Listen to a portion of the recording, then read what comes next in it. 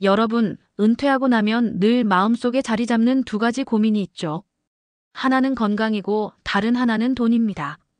내가 앞으로 아픈 데 없이 잘 살 수 있을까? 그리고 혹시 돈이 모자라지 않을까? 저도 이런 얘기 많이 들어요. 연금만으로는 빠듯하고 새로운 일 하자니 나이가 걸리고 투자를 하자니 무섭다. 그래서 오늘은 정말 다양한 사례들을 모아서 들려드리려고 합니다. 그냥 카페 차렸다, 유튜브 했다 이런 뻔한 얘기가 아니라 조금 독창적이고 생활 속에서 바로 떠올릴 수 있는 실제로 있었던 사례들이에요. 들으시면서 아, 저런 방법도 있구나. 나도 한번 해볼까? 하는 생각이 드셨으면 합니다. 제가 먼저 떠올리는 건 부산 영도에 사는 최 씨 이야기예요.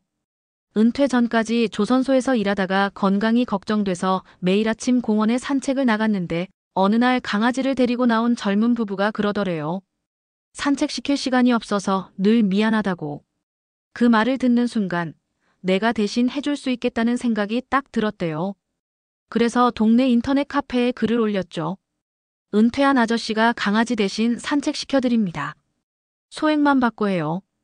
처음엔 한두 마리 맞다가 점점 입소문이 나면서 네 마리까지 맞게 됐습니다. 강아지 한 마리당 하루 5,000원, 큰 개는 10,000원. 그렇게 하루 2~3시간씩만 걸어도 한 달에 70만 원 넘게 들어왔습니다. 그런데 돈보다 더 중요한 건 건강이었어요.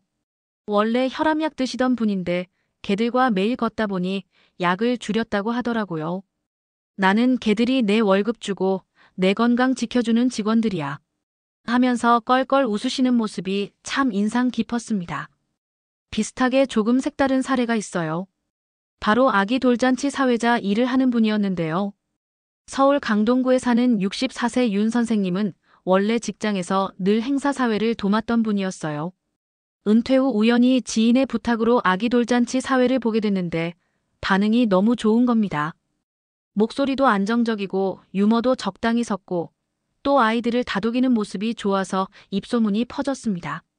이후 지역 맘카페에서 베테랑 아저씨 사회자로 불리며 한 번 행사에 10만 원 6건씩 꾸준히 들어왔습니다.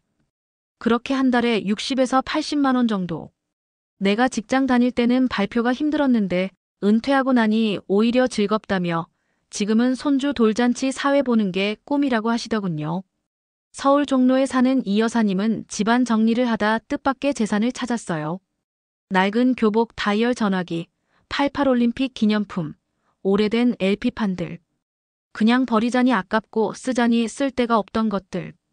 그런데 어느 날 드라마 촬영팀에서 혹시 소품 좀 빌려주실 수 있냐고 찾아왔대요. 교복과 전화기를 이틀간 빌려주고 10만 원을 받았는데 그때 눈이 번쩍 뜨인 겁니다.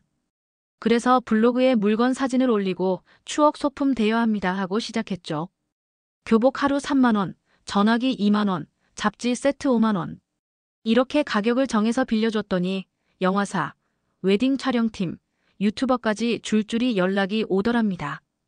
지금은 월 평균 10건 이상 대여해서 100만 원 가까운 수익이 들어온다고 해요. 버리려던 추억이 연금이 된 거죠. 이젠 내 집이 드라마 세트장 같아. 하고 즐겁게 말씀하시던 게 아직도 생각납니다. 대구의 박 선생님은 평생 국어교사였는데 은퇴하고 나서 뜻밖의 기회를 얻으셨습니다. 목소리가 워낙 맑고 정확해서 늘 라디오 아나운서 같다는 얘기를 들으셨는데 손자가 알려준 AI 음성 합성 사이트에 목소리를 등록하게 된 거예요. 1시간 정도 녹음을 해서 올렸더니 그 목소리를 사람들이 사가서 광고나 유튜브 영상에 쓰는 겁니다. 본인은 집에서 가만히 있는데 음성이 쓰일 때마다 저작권료가 들어옵니다.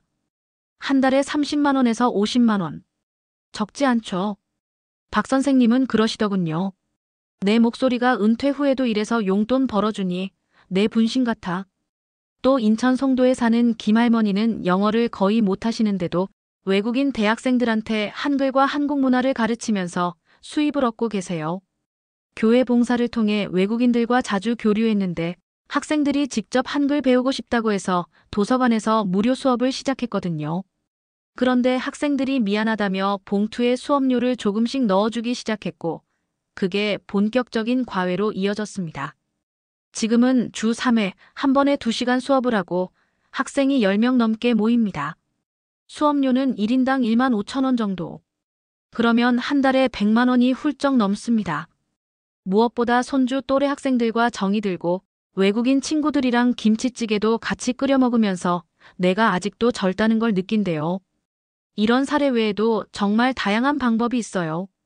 어떤 분은 은퇴 후 동네 텃밭에서 직접 기른 채소를 소포장해서 건강 꾸러미라는 이름으로 팔더군요. 집 근처 카페에만 납품했는데 농약 안 쓰고 키운 채소라는 말에 매주 20만 원 정도 안정적인 수익이 생겼습니다. 몸도 건강해지고 흙 만지니 정신도 맑아진다며 너무 좋아하세요. 또 어떤 분은 스마트폰으로 사진 찍는 걸 워낙 좋아하셔서 취미 삼아 찍던 꽃 사진, 석양 사진을 무료 이미지 사이트에 올리기 시작했는데 그게 다운로드될 때마다 저작권료가 쌓여 한 달에 30만 원 정도 자동으로 들어옵니다. 처음엔 내 사진이 돈이 된다고 놀랐다가 지금은 손주한테 할아버지는 사진작가야라고 자랑하신다네요. 그리고 또 한 분은 오랫동안 재봉틀을 다루던 솜씨를 살려서 버려지는 헌옷을 고쳐 팔기 시작했어요. 가방으로 만들고 앞치마로 만들고 파우치로 만들어서 플리마켓에서 팔았는데 개당 10,000원에서 20,000원씩 팔려 한 달에 50만 원은 안정적으로 벌었습니다. 환경도 지키고 용돈도 벌고 손주한테 할머니 브랜드라고 불리니 더 뿌듯하대요. 여러분, 이렇게 들어보니까 공통점이 느껴지지 않으세요? 누구도 처음부터 거창하게 시작하지 않았습니다. 다들 자기가 가진 것, 자기가 잘할 수 있는 것부터 출발했어요. 개와 함께 걷는 체력, 집안 구석에 쌓여있던 물건, 평생 써온 목소리, 한국 문화에 대한 이해, 작은 텃밭, 취미 사진, 바느질 솜씨. 그게 결국 돈이 되었고 경제적 자유로 이어졌습니다. 무엇보다 중요한 건 돈만 생긴 게 아니라 삶이 풍요로워졌다는 거예요. 아, 내가 아직도 할 수 있구나. 그 자존감이 회복되는 게 가장 큰 수익입니다. 여러분도 지금 한번 떠올려 보세요. 내가 좋아하는 건 뭘까? 남들이 귀찮아하는데 나는 즐겁게 할 수 있는 건 뭘까? 집안에 잠들어 있는 자산은 없을까? 바로 거기서 은퇴 후 경제적 자유의 열쇠가 나옵니다. 오늘 제가 드린 이야기들이 여러분께 작은 용기와 영감을 드렸으면 합니다. 다음 시간엔 은퇴 후 절대 피해야 할 위험한 재테크 5가지를 아주 구체적으로 풀어드릴게요. 오늘도 끝까지 함께 해주셔서 감사합니다.